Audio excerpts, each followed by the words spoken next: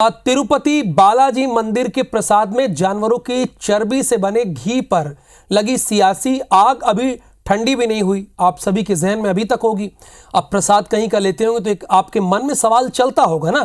पहले नहीं था, आप श्रद्धा भाव से प्रसाद को ग्रहण करते थे, लेकिन अब आपके मन में तरह तरह की चीजें चलने लगती हैं।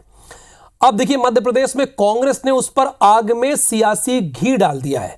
असल में कांग्रेस के उप नेता प्रतिपक्ष हेमंत कटारे ने यह आरोप लगाया है कि जो डेयरी कंपनियां बालाजी मंदिर में घी की सप्लाई करती थी, उनमें एक कंपनी भोपाल की जयश्री फूड्स प्राइवेट लिमिटेड है, ये उनका कहना है।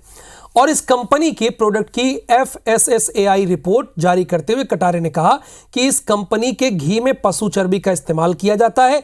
हेमंत कटारे ने यह भी आशंका जाहिर की है कि मध्य प्रदेश के धार्मिक स्थलों पर भी जयश्री फूड्स घी सप्लाई करता है, लिहाजा सरकार हिंदुओं की भावनाओं का ख्याल रखते हुए सख्त एक्शन ले।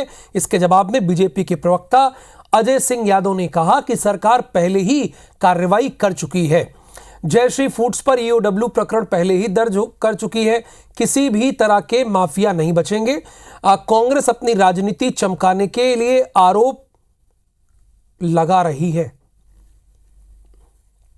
कई सारे ऐसे मंदिर, धार्मिक स्थल या डेयरी या दुकानें हैं जहाँ पर ये सप्लाई कोई घी के रूप में, पनीर के रूप में, दूध के रूप में या अन्य से पदार्थ ऐसे बेच रहे हैं, और सब में एनिमल फैट बेच रही हैं ग्रीन लोगो लगा करके। तो ये तो देश में कितना बड़ा खिलवाड़ हो रहा है, इसका अब आप अनुमान लगा लीजिए। सबसे बड़ी बात है कि सरकार मौन धारण किए हुए बैठी है, सरकार है ही नहीं कि कोई कार्रवाई करे इसके ऊपर।